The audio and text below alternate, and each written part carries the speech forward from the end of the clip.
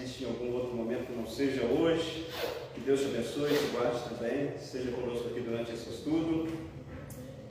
Interaja, participe, mande suas dúvidas, perguntas aí, teremos todo prazer em te responder e teremos muito prazer também em te receber aqui como nosso convidado à nossa igreja aqui em Garapé. Vamos abrir a sua Bíblia aí em Atos dos Apóstolos, capítulo 19. Nós estamos estudando aqui um tema, e esse tema é o seguinte: faz-nos uma pergunta, alguém pode me explicar o que é teologia e para que isso serve? Então, já há algum tempo, alguns meses aí, estamos estudando aqui às quintas-feiras, para quem está nos visitando aqui hoje pela primeira vez,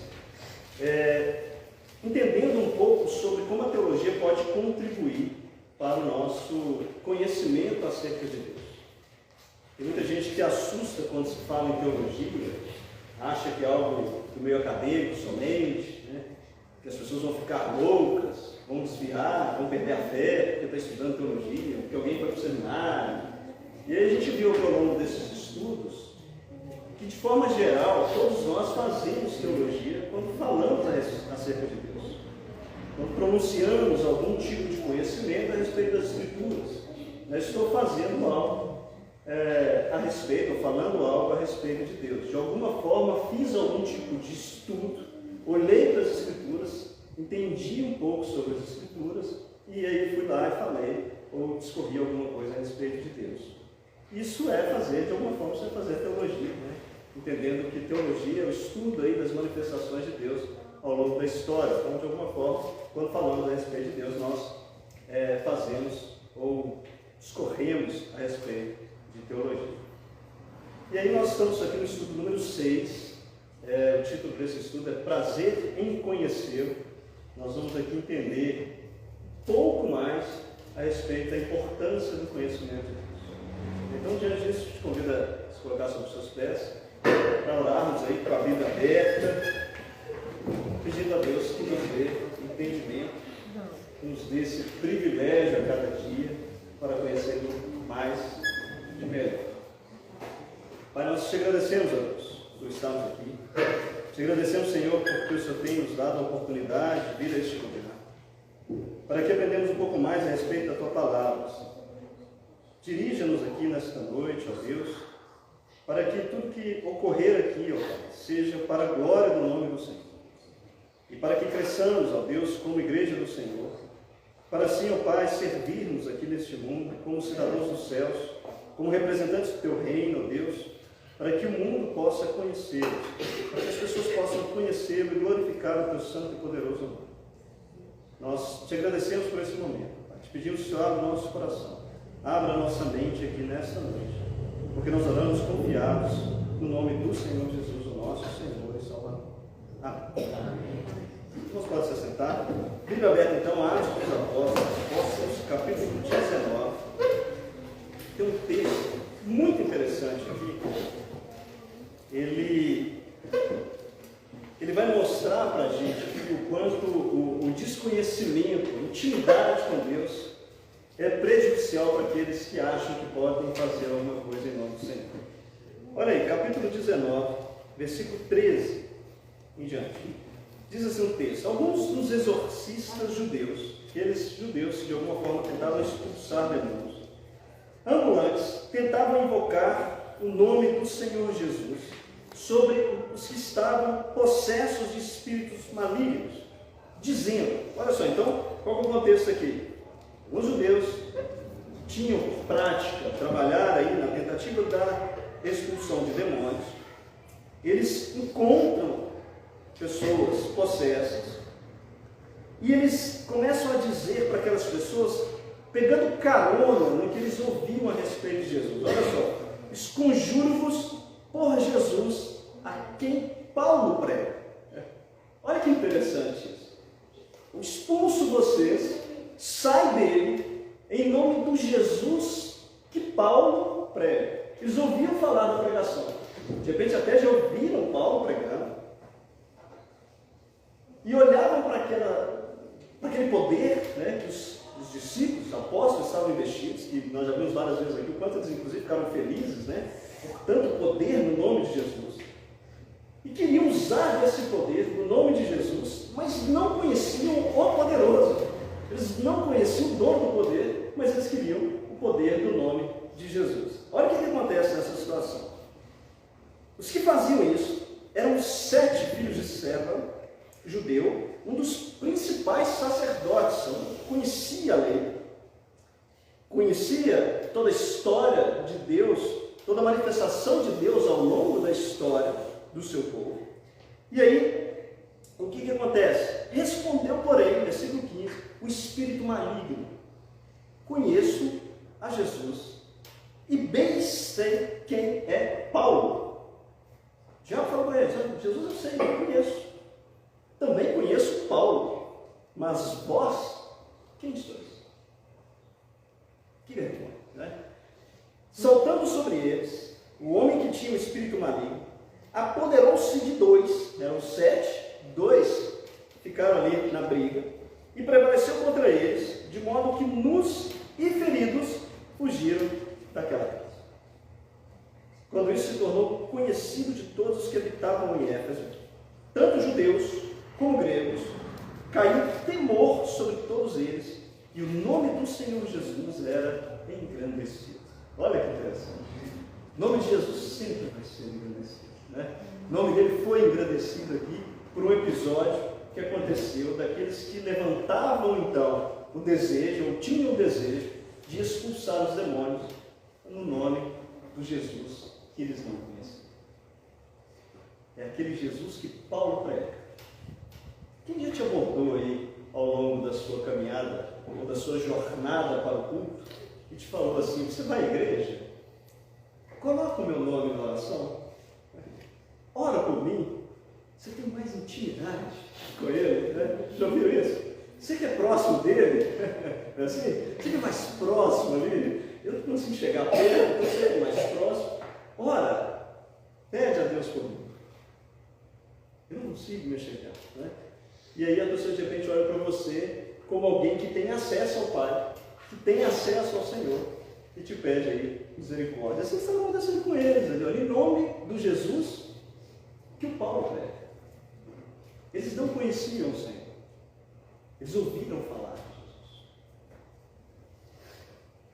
De repente ouviram falar muito do poder, de tudo que estava acontecendo, dos milagres, das palavras de Jesus, do poder que havia nas suas palavras, né? Da forma como ele falava, que ninguém nunca tinha ouvido alguém falar daquela forma. E eles ficaram entusiasmados com isso, mas não estavam no círculo, né, de amizades de Jesus. Não faziam parte dos discípulos de Jesus. Não eram servos de Jesus, mas queriam aproveitar, né, de carona no poder que existia em Jesus. Vocês acham que isso pode acontecer dentro da igreja? Entre nós, os crentes, né? Na igreja do Senhor, naqueles que de alguma forma estão aí fazendo parte da igreja visível, essa instituição que nós estamos nela, nós chegamos, nós vemos, né? Chegamos aqui, participamos dos cultos, vamos ali na reunião de oração, ensaiamos para cantar, cantamos, nessa igreja onde as pessoas estão vendo, estão cumprimentando umas às outras. Vocês acham que é possível ter alguém ali que não conhece a Jesus, ainda que está nesse meio ouvindo a mensagem, ouvindo a pregação, ouvindo o testemunho aqui numa terça-feira, numa reunião de oração, onde o irmão levanta para agradecer pelos milagres que recebeu na vida, e de repente está ali entusiasmado com tudo isso, andando ali, né, praticamente à beira do caminho, né, mas não está indo pelo caminho, mas está dentro das igrejas. Possível isso? O que vocês acham? Não são convertidos, eu sou convencido. Então olha só o que o irmão Fabiano disse. Olha, alguns estão convencidos de que é interessante fazer parte de uma igreja evangélica, de que é interessante estudar as escrituras, de que de repente algum poder, né, alguma dica para viver, alguma dica para a vida eterna tem aqui dentro desse texto, alguma sabedoria pode haver aqui dentro da Bíblia que nos ajuda, que nos instrui, que nos conduz diante das coisas que temos no dia a dia, mas para por aí, né? Não avança para um relacionamento mais íntimo, um relacionamento mais próximo com o Senhor. O próprio Jesus falou certa vez com aqueles religiosos, né? Olha, vocês estudam as Escrituras, vocês examinam as Escrituras, julgando que nelas tem vida eterna. Olha só, ele fala, vocês examinam as Escrituras porque vocês julgam que nelas há vida eterna. Ele afirma isso. Tem gente que prega falando que esse texto é um chamado a estudar as Escrituras. Não, Jesus está afirmando que eles estudam as Escrituras nesse texto. E que eles julgam que nela há vida eterna. Então eles estudam porque julgam que nela tem vida eterna. E eles não conheciam Jesus. E ele fala, são essas mesmas Escrituras que testificam. Bom, acontece muito, né? Em muitas igrejas. Aqui eu acredito que não, né? Mas em muitas igrejas acontece das pessoas acharem que a oração do pastor é mais poderosa, a oração do presbítero é mais poderosa. Já tem algum problema em casa, vai falar, não para pedir ajuda, mas assim, para o pastor orar, porque acreditando na fé, ou na fé no pastor, que o pastor vai orar e que o problema vai ser resolvido, sendo que ela pode mesmo orar na casa dela. Assim, acho que por ser o pastor é mais poderoso, entende? Assim, é mais forte, né, a oração, ou assim, é isso aí. Tem uma passagem direta, né? A nossa tem Tem mais intimidade com o Senhor, né? Mais intimidade. Relação forte, né? Ainda que nós temos como dever de compartilhar. Nós também temos a mesma, assim, a mesma intimidade com Deus de orar, né? É dever nosso compartilhar as nossas necessidades uns com os outros, né? O pastor existe na igreja para isso mesmo, inclusive, né? Para nos auxiliar em oração, aconselhar, né? Trazer uma palavra de sabedoria, foi para isso que ele é chamado, né? O presbítero é chamado para esse ministério, mas a gente tem acesso, todos temos acesso ao Pai. Eu lembro de um colega, engraçado assim, como é o entendimento das pessoas, né? Um amigo de serviço, ele fala, olha, eu não consigo chegar a Jesus. Então como é que eu faço para, como se diz lá na roça, atalhar, né? Quem é do interior sabe como é que é, né? Eu vou ter um atalho aqui para chegar em Jesus. Como é que eu faço para fazer isso? Eu vou na mãe. Aí eu peço à mãe, como eu sei que o filho não nega nada para a mãe, aí eu peço para a mãe e a mãe vai ao filho e pede para o filho, então a coisa acontece. Então, falta de entendimento das Escrituras, né? Total desconhecimento de quem é o Cristo, de como devemos nos achegar a Ele. Por quê? Porque não conhece. Né? E é isso que nós vamos estudar aqui hoje, na próxima quinta-feira, se Deus nos permitir. Pastor? Só como tem algumas pessoas nos assistindo aí, só para não ter o perigo da fala da irmã ficar fora de contexto, nós entendemos claramente, nós entendemos o que a irmã quis dizer, isso aí não há dúvidas.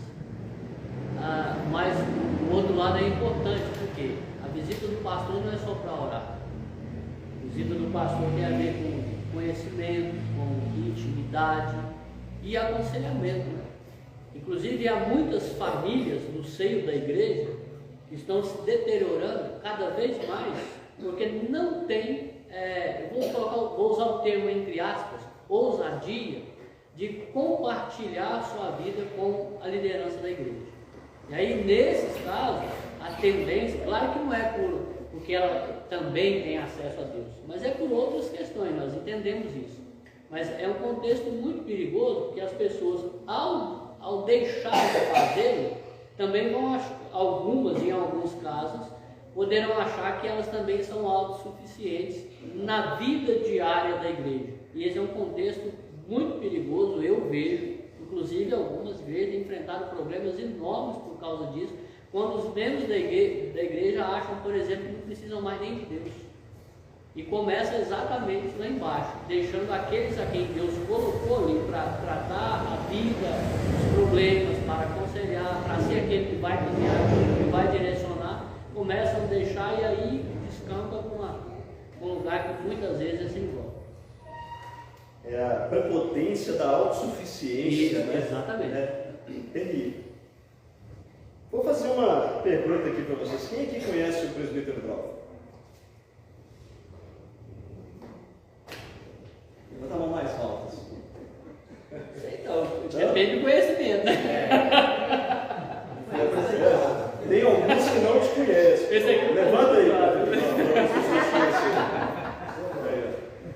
Quem sabe o sobrenome do presbítero Brau aqui? Opa, eu sei. Ó, viu a quantidade, hein? Qual que é o sobrenome do presbítero Braulio? Vai lá, Ricardo. Fernandes. O que mais? O que mais? Maximiano. Maximiano. Bom, muito bom. Quantos filhos o presbítero Braulio tem? Você com uma Bíblia. Quem sabe quantos filhos o presbítero Braulio tem? Quantos, André? 3? Qual que é o nome dos filhos do presbítero Braulio? Uma Valentina, Não sabe o resto. Heitor e a Thalita. e a Thalita. Muito bem. Quem sabe onde que o presbítero Braulio mora? Levanta a mão. Abriu a Igarapé não é. O Alvo está aí. Vamos chamar. Que bairro aqui de Igarapé que o presbítero Braulio mora? Esplendor. Muito bem.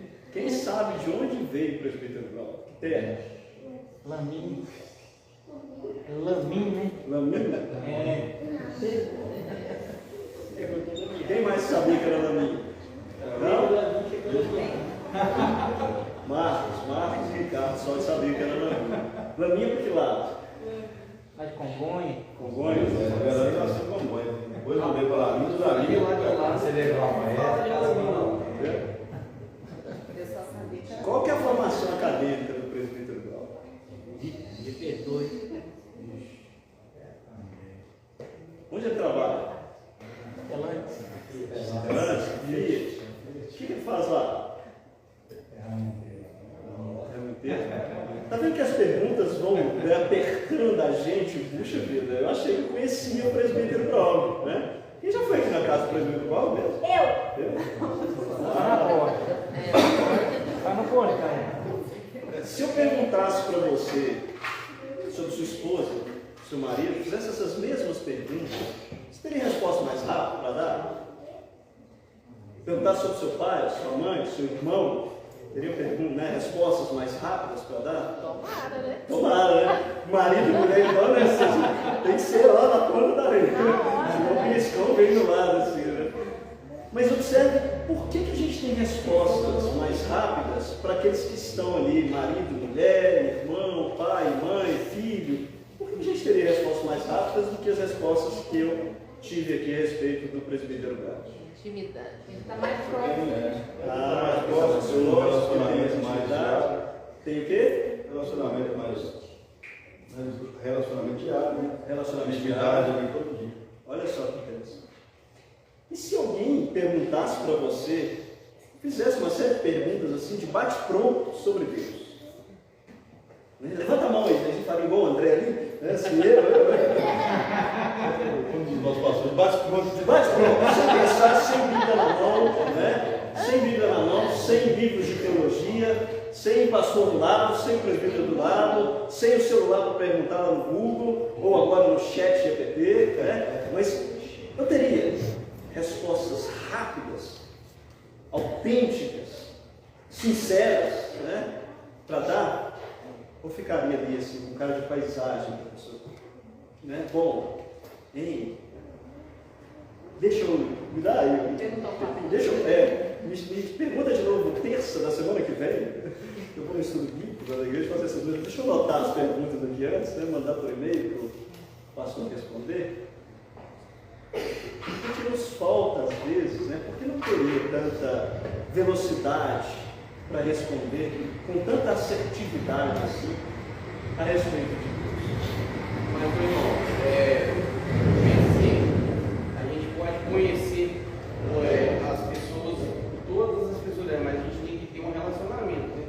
Tipo assim, eu gosto de conhecer, de ouvir falar de você, de saber onde você mora, quem é sua família, seus filhos, o que você faz na sua vida, mas eu tenho uma barreira entre nós dois.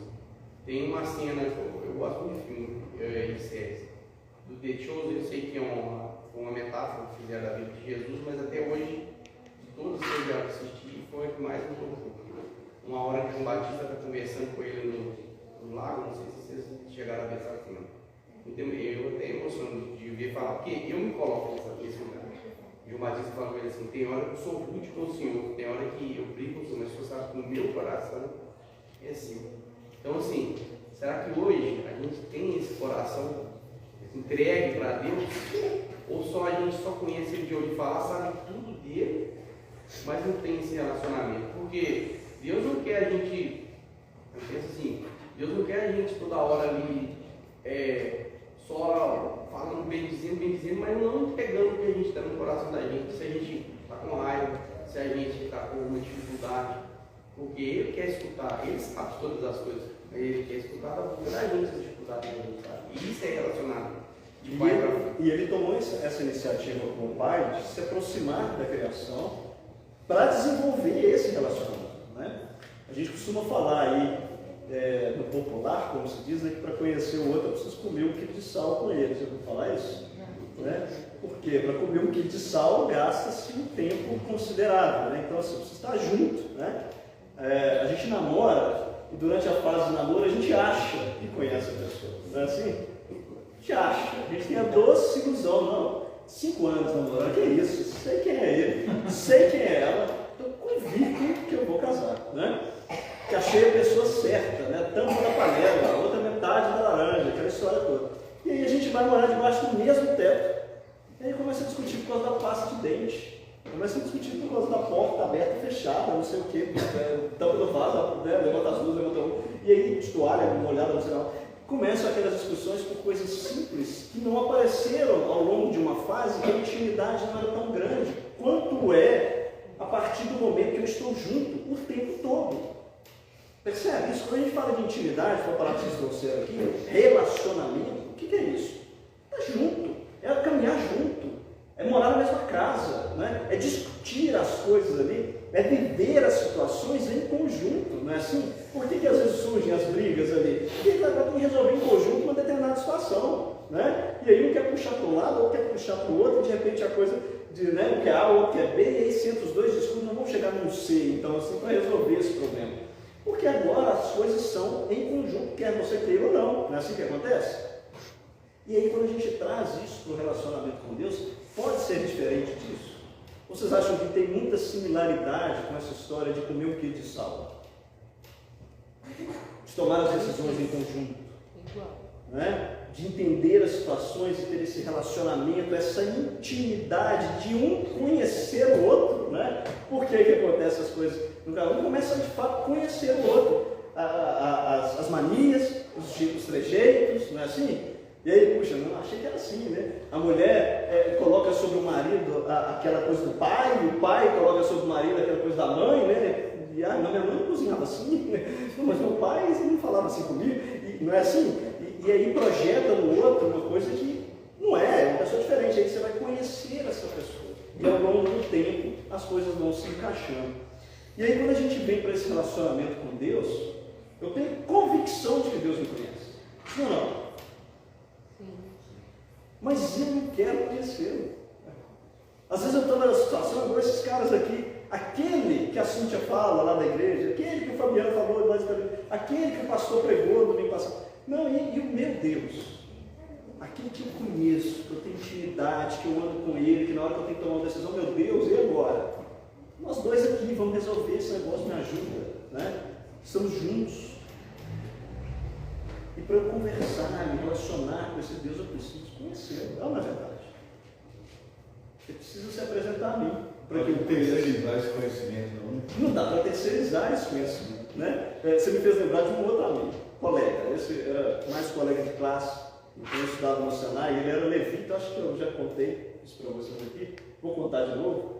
Ele se auto-intitulava levita, era músico, cantava na igreja, né? Fazia parte do grupo de louvor. Não conhecia nada de Bíblia. E eu vivia conversando com ele. Eu conhecia pouco também, era jovem, assim, mas tentava, a gente tentava conversar, porque ele fazia parte da igreja, eu também era da igreja, a gente era crente ali no intervalo e conversava sobre a igreja. E conhecia nada de nada.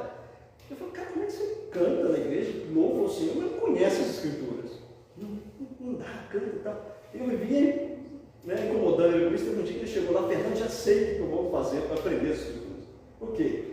Tem um colega meu lá na igreja que conhece mais a Bíblia, vou pedir para falar para mim. Eu que abri, com preguiça, né? Aí o Silvão falou, terceirizou o conhecimento. Ele vai a partir do que o outro entendeu, vai conhecer. Isso tem destruído igrejas, porque as pessoas não estão fazendo mais como os bereanos, né? Quando se prega, As pessoas firmemente acreditam naquela pregação, naquela mensagem, naquilo que eles ouvem, principalmente hoje nas redes sociais, de qualquer um que se levanta e fala em nome do Senhor e diz qualquer coisa, as pessoas estão acreditando porque é o nome de Deus, né? É o nome de Deus que está falando. E aí a gente olha para as Escrituras, vendo aqueles crentes de Bereia, né, que quando Paulo pregava, eles iam para a Bíblia, isso é assim mesmo, esse Deus que ele está falando, esse Jesus que ele apresenta, que está lá no Antigo Testamento, está na lei, deixa eu ver se isso de fato condiz com as Escrituras. Com a tentativa, com a necessidade de conhecer a Deus. Um amigo meu, ele congrega, o pastor proibiu, ele voltou para o Beirec, porque ele proibiu a pessoa do grupo de louvor que não tem conhecimento. O pastor falou: você está louvando, você está louvando quem? Essas palavras são vazias. Olha só. E aí ele proibiu, falou: a partir de hoje vai tocar e cantar pessoas que a gente vê o acompanhamento, dá um acompanhamento, né, que vê a participação na escola do Rio, porque senão não faz sentido. Né? Foi radical, né? Cortou lá na raiz. Então ele voltou para o playback. Pelo menos o playback estava gravado. Vamos, ok, gente, até aqui, tá claro, eu estou fazendo essa introdução para a gente chegar aqui, né, de fato, no que a gente vai estudar. Você que está nos visitando, a gente fica à vontade, tá? A gente gosta de conversar aqui mesmo, tá vendo? Não sei se a gente falou, mas o negócio aqui flui, a conversa é fluida mesmo, tá? Pode opinar, pode falar, pode questionar alguma coisa, vocês fiquem à vontade, tá? Então, prazer em conhecê-lo, esse é o nosso tema, né? A busca pelo conhecimento de um Deus que é pessoal. Isso é importante a gente entender. É um Deus que se relaciona com a sua criatura. Pessoal, está junto. Né? Tem a sua personalidade, tem a sua forma de se relacionar conosco, tem a sua forma de comunicar conosco. E, de fato, é um Deus pessoal. Não é um Deus que está longe de nós. Ainda que Ele esteja no céu, mas também está aqui na terra, está próximo, nos ouve. A mão do Senhor não está encolhida, né? Assim que o texto diz, para que não possa nos acolher e nos ajudar, né? Nem o seu ouvido tampado para não nos ouvir. Olha só aqui que Paulo escreve aos Filipenses, para conhecê-lo e a virtude da sua ressurreição e a comunicação de suas aflições, sendo feito conforme a sua morte. Vamos para esse texto, abre a sua Bíblia aí, vamos ver o contexto desse texto. Filipenses capítulo 3. Versículo 10. Nós vamos ler a partir do versículo 1. Carta que Paulo escreve aos Filipenses.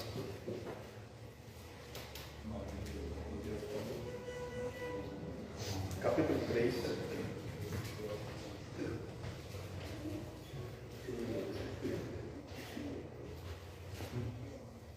A partir do versículo 1. Eu vou ler aqui uma versão que está diferente dessa que está projetada. Eu usei a Almeida Corrigida Fiel ali, tá? E aqui eu vou ler na versão contemporânea, mas acompanhe aí. O título aqui dessa parte, né, desse texto que ele apresenta, para mim aqui aparece alegria cristã. Como é que está aí na Bíblia de vocês? A exortação referente à alegria cristã. Muito bom. Então, exortação referente à alegria cristã. Quanto ao mais, irmãos, regozijai-vos no Senhor, alegrai-vos no Senhor. Né? Não me aborreço de escrever-vos as mesmas coisas, e é segurança para vós. Eu fico aliviado quando eu vejo Paulo falando isso aqui, porque às vezes a gente fala a mesma coisa aqui centenas de vezes, né, pastor João? E aí a gente fica, tá chato às vezes falar determinadas coisas centenas de vezes, mas Paulo fala aqui que ele não se aborrece de escrever as mesmas coisas, porque isso é segurança para a igreja. Amém? Graças a Deus, né? Então a gente vai continuar falando aqui, respaldado no Paulo, tá? Qualquer coisa você brinca com ele lá. Ele diz, versículo 2: acautelai-vos dos cães, acautelai-vos dos maus obreiros, acautelai-vos da falsa circuncisão. Pois a circuncisão somos nós, que servimos a Deus em espírito e nos gloriamos em Cristo Jesus e não confiamos na carne. Ainda que eu também poderia confiar na carne. Se algum outro pensa que pode confiar na carne, eu mais ainda, e aí ele vai justificar por quê. Olha, por que ele poderia confiar nele mesmo, né? Enquanto altíssimo conhecedor de toda a lei, das escrituras e tudo mais. Olha só o que ele diz, versículo 5. Circuncidado ao 8º dia, da linhagem de Israel, da tribo de Benjamim, hebreu de hebreus, segundo a lei, fariseu. Fariseu é um exímio defensor da lei, né? Conhecedor da lei e defensor da lei. Segundo o zelo, perseguidor da igreja, porque ele achava que perseguindo aqueles da seita, que para ele era, né, a seita daqueles que se levantaram, parecidos com o Cristo, ele estava sendo zeloso da lei de Deus, tentando de alguma forma abafar, apagar aquela seita que se levantava contra o Deus da Escritura, né? Então ele fala que ele era zeloso, olha só, segundo o zelo, perseguidor da igreja, segundo a justiça que há na lei, irrepreensível. Olha o título que ele dá a si mesmo, segundo a lei. Eu era irrepreensível, ninguém podia chamar minha atenção dentro da lei. Ele era um cara. Segundo a lei, irrepreensível. Segundo a justiça da lei, irrepreensível. Mas olha só o versículo 6. Mas, entretanto, porém, todavia, o que para mim era lucro, o que para mim era motivo de glória, de alegria, de exaltação, o que ele faz? Considerei perda por causa de Cristo. O conhecimento que eu tinha, todo o zelo que eu tinha, tudo que eu era, minha posição, eu considerei perda por causa de Cristo. E na verdade, tenho também por perda todas as coisas, pela excelência do conhecimento de Cristo Jesus, meu Senhor, por quem sofri a perda de todas estas coisas, e as considero como refúgio, para que possa ganhar a Cristo. Olha que interessante, uma pessoa da posição dela, da posição dele, no farisaísmo, doutor na lei, de repente agora abre mão. Pense nisso. Pense o que se representa, né? Pense uma pessoa hoje, com determinada posição social, sendo exaltado pelas pessoas, sendo levantado num pedestal pelas pessoas, sendo reconhecido pelo seu conhecimento, pelo zelo que tem, e de repente agora eu vou perder tudo isso. Abrir mão dessa posição, abrir mão de tudo que eu construí ao longo da vida, por causa de um conhecimento mais excelente que ele traz. Olha aí, na verdade, versículo 8, também tenho por perda todas as coisas, pela excelência do conhecimento de Cristo Jesus, o meu Senhor, por quem sofri a perda de todas essas coisas e as considero como refúgio. Ele, além de perder tudo, perdeu tudo por Cristo, perdeu sua posição social, mas ele não tem nenhum remorso disso, não tem nenhum arrependimento disso. Olha, isso tudo para mim era lixo, isso não vale de nada. Agora eu sei que isso não vale de nada. Minha posição, minha vida, minhas coisas, até a saúde, né? Quantas vezes ele vai falar de diversas vezes que foi apedrejado, naufrágio, teve que descer fugindo. Então, essa foi a vida de Paulo. Abriu mão de todas as coisas, inclusive de si mesmo, né? Talvez seja a maior dificuldade que o homem tem, de abrir mão dos seus conceitos, de si mesmo, de sua própria vontade. A renúncia que Jesus fala, né? Renuncie-se a si mesmo. Essa talvez seja a maior dificuldade nossa, né? E olha só o que ele diz, versículo 9: e seja achado nele, não tendo justiça própria que vem da lei, mas a que vem pela fé em Cristo, a saber, a justiça que vem de Deus pela fé. Desejo conhecê-lo e o poder da sua ressurreição e a comunhão dos seus sofrimentos, conformando-me com ele na sua morte. Olha só, se a igreja do Senhor olhasse para esse texto e falasse: eu quero ser como Paulo, talvez nós não teríamos tantas placas como a gente tem hoje. Talvez nós não teríamos tanta briga como nós temos hoje entre os evangélicos, né? Tanta discussão como nós vemos hoje entre nós cristãos. se olhássemos para esse texto e nos apropriássemos dele, falar assim, eu quero viver isso. Olha só, desejo conhecê-lo e o poder da sua ressurreição e a comunhão dos seus sofrimentos. Eu quero conhecer a Deus, quero conhecer a Jesus, quero conhecer o poder da sua ressurreição, quero conhecer o poder dos seus sofrimentos, ou melhor, a comunhão dos seus sofrimentos, conformando-me, tomando a mesma forma dele. Olha só, o pastor Gilmar tem nos provocado aqui a pensarmos, diante das circunstâncias da vida, o que faria Jesus no meu lugar. Vocês lembram dessas provocações? Diante dessa situação, dessa decisão que eu preciso tomar, dessa circunstância, disso que aconteceu comigo, se fosse Jesus agora, que decisão ele tomaria? E olha o que ele diz aqui: desejo conhecê-lo e o poder da sua ressurreição e a comunhão dos seus sofrimentos, conformando-me com ele na sua morte. Tomando a forma de Jesus, querendo ser como Jesus. E ele mesmo vai escrever: de sorte que haja em vós o mesmo sentimento que também houve em Cristo Jesus. Não é assim? Que sendo Deus, não teve usurpação, ser igual a Deus, mas sim a si mesmo se esvaziou, tomando a forma de servo. Olha só que interessante, né? O ser igual a Cristo, parecer com Cristo, é de fato fazer com que as pessoas olhem para nós, né? Por causa do nosso comportamento que está ali espelhando a nossa crença, e olhem para nós e falem assim: aquele ali é um cristão. Ninguém faria isso. Ninguém faz essas coisas se não fosse um crente em Jesus, né? E ele fala isso: eu quero me amoldar, eu quero me conformar, eu quero tomar a forma do Cristo, eu quero parecer com Cristo.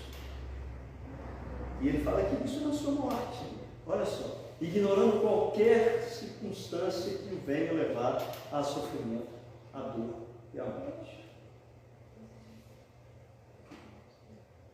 Oi, irmão, eu estava conversando ontem com uma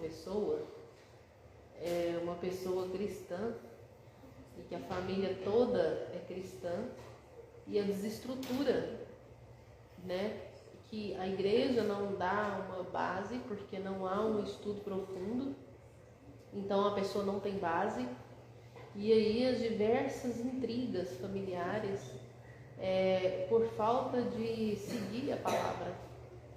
Porque eu entendo o seguinte, que quando você está firmado na palavra do Senhor, certas situações não podem acontecer. Porque você tem, por dever cristão, estudando a Bíblia, e fala: epa, peraí, isso daí não tem jeito, né? O fruto do Espírito tem que estar aflorando. Isso, na criação dos filhos, de toda aquela estrutura ali. Então, assim, eu estava conversando até com o Ricardo sobre isso, que o que está acontecendo, né? Todo mundo dentro das igrejas, e está pior do que um ímpio. Porque, por isso que na palavra fala, né? Filhos contra pais, pais contra filhos, mas será que é só do lado de fora? Né? Será que o problema não está acontecendo justamente dentro daqueles que se dizem cristãos?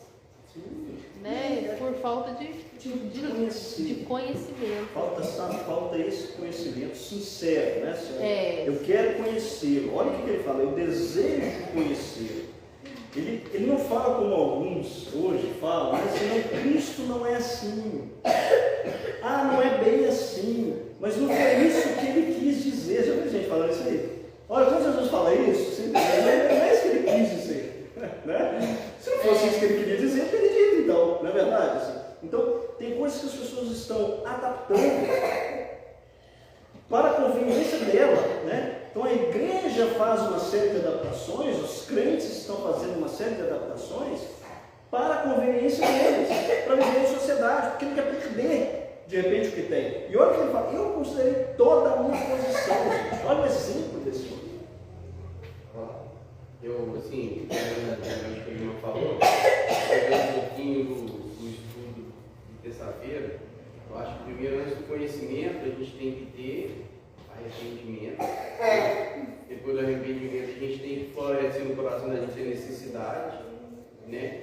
Necessidade de Deus, igual fala no Salmo 23, o Senhor é meu pastor e nada me faltará.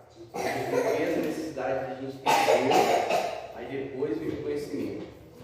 Porque se se a gente só ter o conhecimento, a gente vai ficar igual o rico lá no inferno. Ele nos falou assim, manda fulano para falar com os meus irmãos lá. Então assim, ele sabe que Deus existe, ele sabe do sofrimento, igual as pessoas sabem, mas não tem o arrependimento de pôr o pé o joelho no chão e clamar ao Senhor e entregar a vida para Deus. O Senhor é o meu pastor e nada me faltará.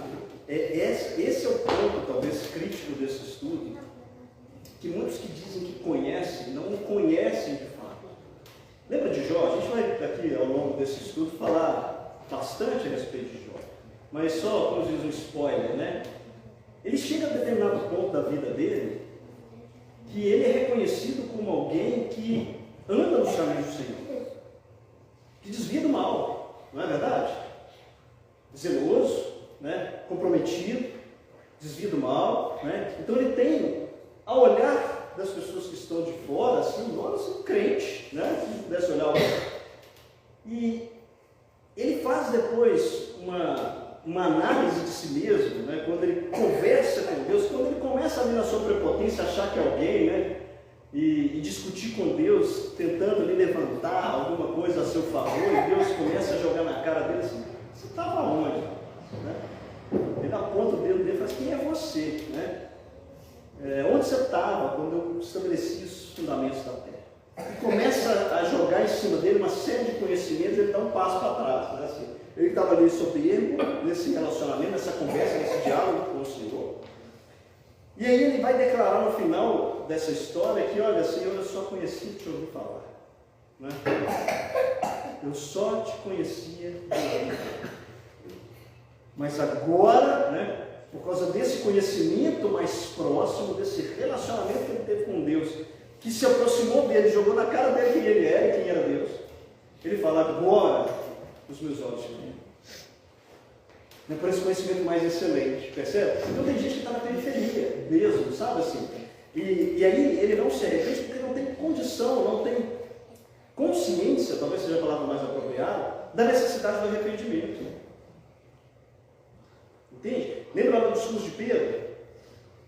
Quando ele começa a discorrer a partir daquela discussão, todas aquelas pessoas estavam embriagadas ali no dia de Pentecostes, né? Que eles começam a falar nas línguas daquelas pessoas que estavam ali ouvindo. E eles começam, aquele que estava ali ouvindo e vendo essas coisas, começa a questionar, nossos homens estão embriagados e tal. E ele, não estão embriagados, é de manhã, é cedo, né? São as primeiras horas do dia, não tem como estar ninguém embriagado, isso aqui. Aí ele começa a discorrer a respeito das Escrituras, né? Profetizou Joel e tal. E começa a discorrer a partir daquela mensagem, ele fala sobre Cristo.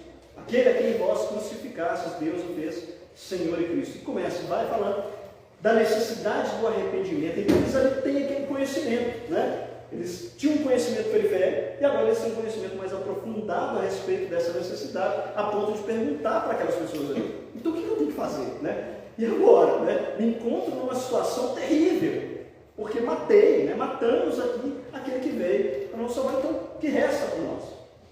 E aí Pedro fala com ele, arrependei-vos, né? Percebe? Então o arrependimento, ele vem. Isso é um mistério, né, de como Deus age, regenera o ser humano, mas ele de alguma forma nos convence, o Espírito faz isso, né, do nosso pecado, da justiça de Deus e do juízo dele. Né? E isso nos leva ao arrependimento, à mudança de vida, à mudança de direção. Né? E esse arrependimento, quando ele é sincero, nos impulsiona, nos direciona, nos aponta para o Cristo. Né? Foi o que aconteceu com Paulo, ele está declarando isso aqui. Ele tinha um conhecimento periférico. Ele olhava para as Escrituras. Ele era um daqueles que Jesus falava, vocês examinam as Escrituras todos os dias, julgando que nelas tem vida eterna, e são elas que testificam de mim. E até que ele tenha um encontro com Cristo, até que Jesus chega para ele assim, Paulo, você está me perseguindo. Até que aconteça isso, ele não percebe, ainda que ele tivesse todo esse conhecimento teórico. Mas ele viu os milagres. Ele viu Estevão, não viu? Olhando para os céus assim, né? Tomando pedrada, e falando, eis que vejo os céus abertos. E o Filho do Homem desce. Né? Olha, pensa essa cena. Alguém que está tomando pedrada, né? E ali tentando, de repente levanta, tomando a pedrada, não sei como é que ele estava nessa posição, e de repente ele declara para aquelas pessoas que eu estou vendo os céus abertos. Isso é só de quem tem intimidade com Deus. Só de quem tem relacionamento com Jesus. Que sabe onde Jesus mora. Não é? A gente brincou aqui que é a casa do Bruno. Então, percebe? Essa necessidade de conhecer, e esse conhecimento nos leva ao arrependimento, e o arrependimento nos leva ao conhecimento, como você está trazendo, né? Então, o arrependimento sincero, nos aproximarmos mais de Deus, nos leva a querer conhecer. Foi o que Paulo diz: tudo para mim é lixo, nada mais importa a não ser conhecer a Jesus, a não ser me aproximar dele e me amoldar e ser conformado a Jesus na sua morte, participar do seu sofrimento. Pensa isso, gente. Eu quero parecer com Cristo, inclusive no seu sofrimento. Gente, isso é coisa de crente falar, não é? O outro não fala isso não. Doutrina da graça, aquela frase que você gosta, lembra qual que é? Demais. Lembra que você quer falar? Eu entendo que sofro, mais ou menos assim, né? Para quem está nos visitando hoje, nós estudamos aqui durante um ano um livro chamado A Doutrina de Deus na Vida Prática. A diferença que faz crer na soberania de Deus. Esse é o título do livro, sensacional esse. E uma das frases que me marcou profundamente no estudo desse livro foi o seguinte: o autor dizendo, olha, eu sei por que nós sofremos, porque eu sofro. Eu só não consigo entender porque eu não sofro mais. Isso, sabe aquele no rim, né? Não tem? Aquele soco no rim, né? No estômago. Porque às vezes as pessoas estão num discurso aí que você é crente, você não pode sofrer. Pode sofrer, está errado alguma coisa na sua vida. Como nós vimos na parábola aqui, os fariseus, né? Marcos trouxe, eles criticando Jesus porque Jesus não estava naquele discurso daquelas riquezas que eles acreditavam que era testemunho de que eles eram de Deus, né? Era prova cabal de quem era de Deus, tinha posses. Jesus desconstrói tudo isso. E os caras vão à morte como Estevão, como Paulo, como todos os apóstolos. A não ser João, que, segundo a tradição, morreu de morte natural, mas todos foram assassinados, gente. Então Paulo, Pedro, Tiago, João, ninguém ouviu isso, né? Que crente não pode ter problema, porque se eles tivessem ouvido, talvez eles teriam sido assassinados, né? Interessante, ninguém fala, né? Não só participante ou deslumbrar a ressurreição, mas também a comunhão do sofrimento, né? Os dias do sofrimento de Cristo, pode passar por aquilo, se passar por aquilo, está sendo moldado do Senhor. Não quer só a alegria da ressurreição, mas a participação também do sofrimento de Cristo, igual Pedro também fala. E ele começa esse texto falando: regozijados no Senhor, sabe, alegrar no Senhor. E só alguém como Paulo, isso pode ser você, que pode falar, gente, olha, eu posso tudo naquele que me fortalece, não é assim? Isso não tem que ser minha de geladeira só, para você ficar ali olhando aquele negócio. Isso tem que ser verdade da sua vida, né? No contexto que ele fala. Eu posso passar por qualquer coisa, tribulação, fome, necessidade, escassez, né, prosperidade, naquele que me fortalece. Me marcou mais do Paulo, aquela passagem que ele fala que se esperarmos em Cristo só nessa vida, nós somos os mais miseráveis de todos os homens. Ali ele aprova cabal de que a confiança dele estava depositada em Cristo. Depende do sofrimento, depende da adversidade. Logo ali, o céu está logo ali. Eu estou esperando isso, estou esperando a glória eterna. Amém. E é isso, é ser muito miserável, né? Esperar só nessa vida. Para a gente encerrar esse estudo de hoje, olha só, vem aqui comigo para João. Você conhece bem esse texto. Evangelho segundo escreveu João. Você que está aí nos ouvindo, vendo aí pela internet, abra a sua Bíblia também, acompanhe o texto na sua Bíblia.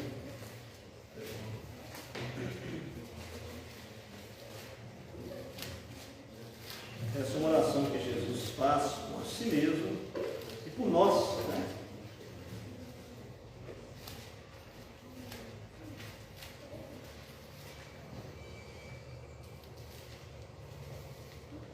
A partir do versículo 1, Jesus diz assim: olha só, tendo dito estas coisas, Jesus levantou os olhos ao céu e disse: Pai, é chegada a hora, glorifica teu Filho, para que também teu Filho te glorifique a ti. Pois lhe deste autoridade sobre toda a carne, para que dê a vida eterna a todos os que lhe deste. Ora, a vida eterna é esta. Qual é a vida eterna? Que conheçam a ti, o único Deus verdadeiro, e a Jesus Cristo, a quem enviaste. Olha a definição de vida eterna que Jesus nos ensina.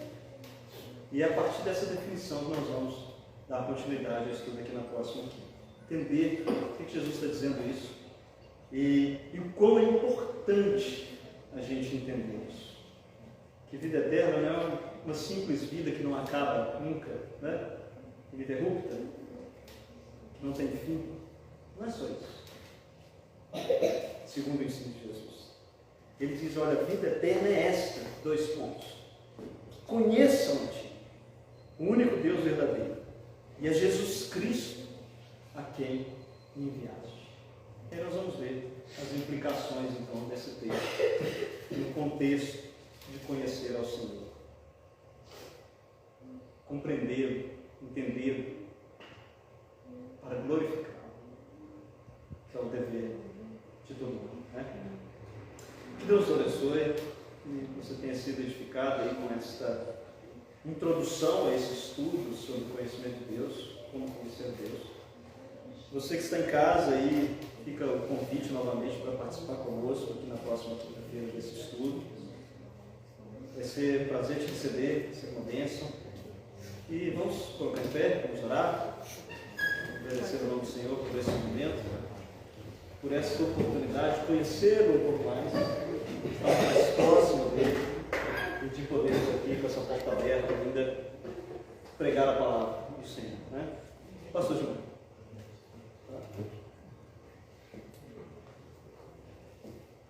Nosso Deus e Pai, nós louvamos o nome do Senhor. Nós te bendizemos, te exaltamos e te adoramos, Deus, a beleza da santidade. Amém. Ó Deus, grandes coisas o Senhor tem feito por nós e por isso estamos alegres. O Senhor tem, dentro da tua fidelidade, dentro dos teus decretos, e conforme a sua santa e gloriosa vontade, o Senhor tem permitido que nós pudéssemos, ó Deus, ainda em tempos difíceis, ainda em momentos, quem sabe, sombrios, ainda em meio a tantas lutas e dificuldades, o Senhor tem permitido que o seu povo encontre descanso e consolo na tua palavra. Nós te louvamos, ó Deus, por esta igreja que ora nos assiste, que ora nos recebe, onde nós podemos, ó Deus, pregar a tua palavra, onde nós podemos ouvir a tua voz e onde nós podemos, ó Deus, conhecer o Senhor intimamente, como de fato o Senhor se revela a nós. Obrigado, ó Deus, por este privilégio, obrigado, ó Deus, por ser o nosso Deus. Obrigado, ó Pai, por ter enviado o teu Filho para morrer em nosso lugar. E assim, ó Deus, nos transportando das trevas para a sua maravilhosa luz. Obrigado por este amor tão incompreensível às vezes. Obrigado, ó Deus, pelo fato de sermos o teu povo e rebanho do seu pastoreio. Em nome de Jesus, a disposição de te servir e de andar nos teus caminhos possa estar sempre em nossos corações. Leva-nos, ó Deus, para os nossos lares, guardados e amparados pelo Senhor, no nome de Jesus. Amém.